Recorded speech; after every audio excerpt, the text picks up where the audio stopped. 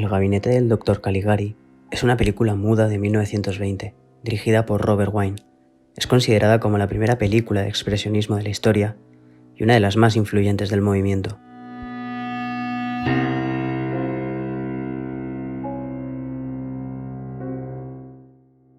Su director, Robert Wiene, en realidad no tenía mucha experiencia en cine, ya que la mayoría de sus obras se representaban en el teatro. No obstante, con el gabinete del Dr. Caligari obtuvo gran prestigio en el mundo del cine, como consecuencia de su gran tendencia expresionista. Entre sus grandes obras también destacan Las manos de Orlac y Genuine.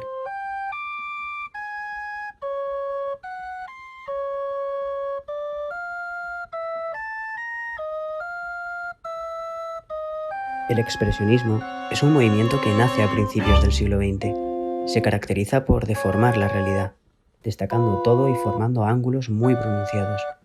En cuanto a la temática, siempre intenta abarcar temas trascendentales sobre crítica social, como por ejemplo guerras o crisis económicas.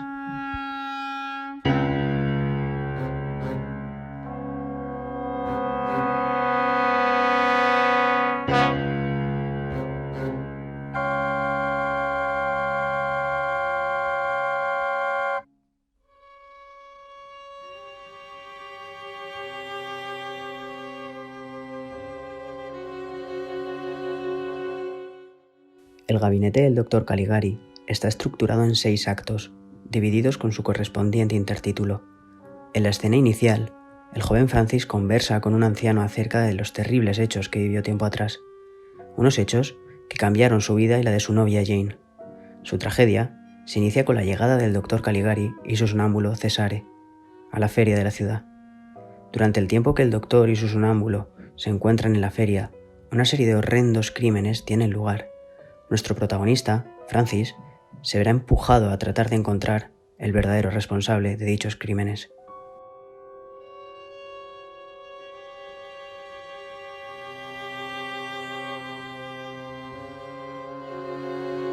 Finalmente, Francis demuestra que el doctor y su sonámbulo, Cesare, son los autores de los hechos.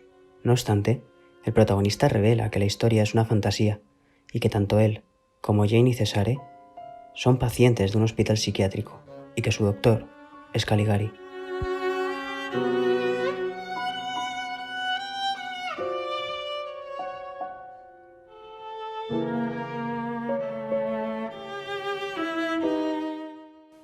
En la película, cabe destacar también el trabajo en el maquillaje y caracterización de los actores, huyendo de lo natural para convertir a los personajes en fantasmas como Jane, o monstruos como Caligari o Cesare.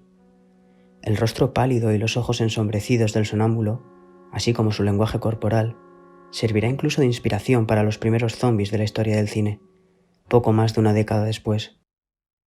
El vestuario y los colores también se ven modificados dependiendo de la secuencia. En la escena en la que Cesare va a matar a Jane, a él se le aprecian con colores oscuros, apagados, representando la tenebrosidad o incluso la muerte. En cambio, a ella se la ve de blanco, simbolizando la pureza y la inocencia. Toda la película se acompaña de una música tenebrosa que mantiene al espectador en vilo y que enriquece aún más el contenido audiovisual.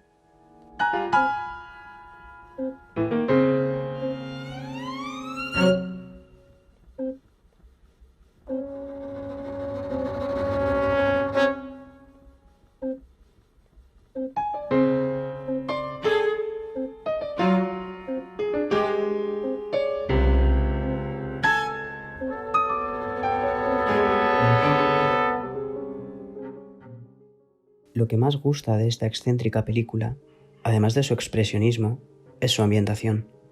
Una ambientación muy variada para la época de grabación, que combina la distorsión de los elementos con un decorado acorde con la trama.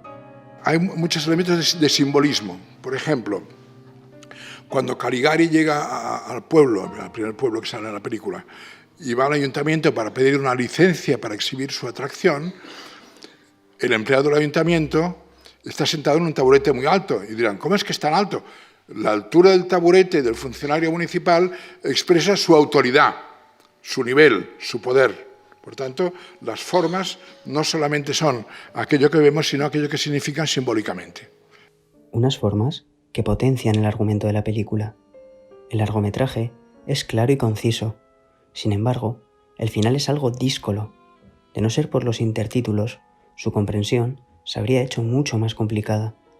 En sí, la película no es más que una metáfora en la que se critica la persuasión del poder alemán, representado por el Dr. Caligari, sobre un pueblo dormido, representado por el sonámbulo Cesare. Un juicio que hizo reflexionar a un pueblo sin criterio, sin voz y ciego.